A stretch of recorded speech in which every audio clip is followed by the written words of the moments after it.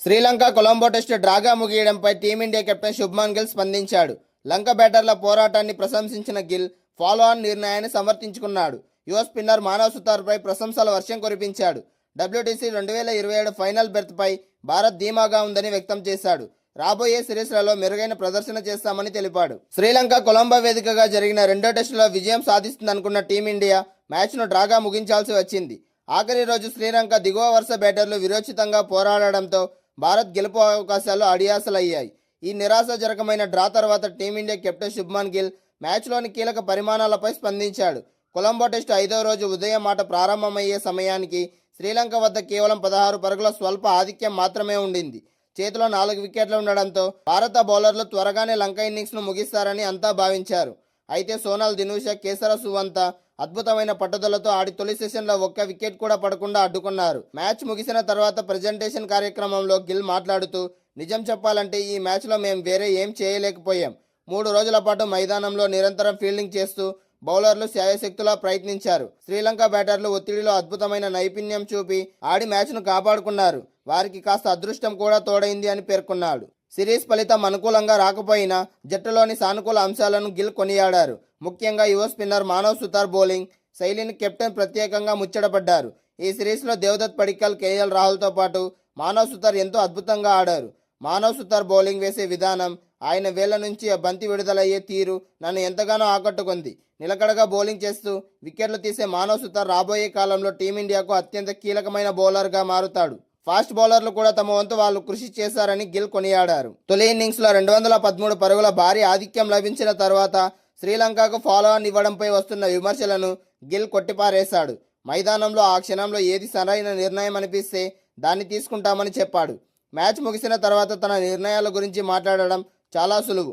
అయితే ఆ సమయంలో పరిస్థితులకు తగినట్లుగానే మేము ఫాలో ఆన్ నిర్ణయం తీసుకున్నాం. కొన్ని విషయాలు మన నియంత్రణలో ఉండవు. ఏది ఏమైనా కొలంబోలో ఒక మంచి మ్యాచ్ జరిగింది. చివరికి టెస్ట్ క్రికెట్ గెలిచింది అని వివరణ ఇచ్చాడు.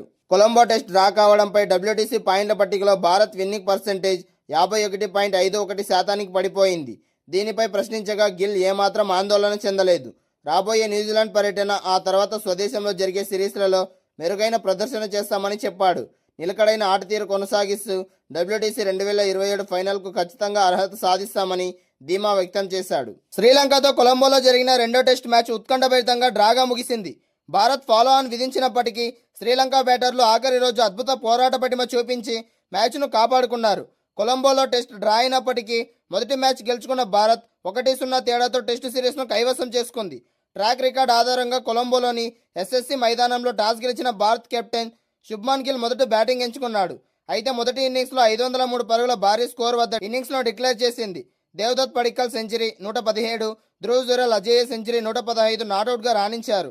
వారితో పాటు రిషబ్ పంత్ 63, కెప్టెన్ గిల్ 50, ఎస్ఎస్సి జైస్వాల్ 45, రవీంద్ర జడేజా 43 పరుగులు చేసి జట్టు స్కోర్ 500 దాటించి కీలక పాత్ర పోషించారు. భారత్ భారీ స్కోర్కు సమాధానంగా తొలి ఇన్నింగ్స్లో దిగిన శ్రీలంకను భారత బౌలర్లు తీవ్రంగా ఒత్తిడిలోకి నెట్టారు.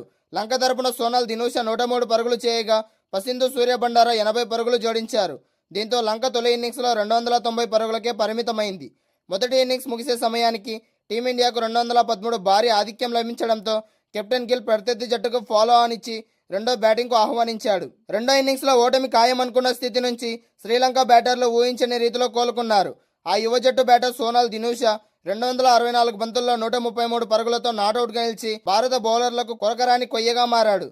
ఆయన తోడుగా పసింధు సూర్యబండార 92 పరుగులు, కమిందు మెండెస్ 55 పరుగులు చేశారు. టైలెండర్ కేశవ సువంత 46 పరుగుల కీలకమైన ఇన్నింగ్స్ ఆడి టీమిండియా గెలుపు అవకాశాలను దెబ్బతీశాడు. లంక ఆఖరి రోజు 4 వికెట్లు కోల్పోకుండా జాగ్రత్త పడి మ్యాచ్ను నిలబెట్టుకుంది. శ్రీలంక రెండో ఇన్నింగ్స్లో 9 వికెట్ల నష్టానికి 429 పరుగులు సాధించింది.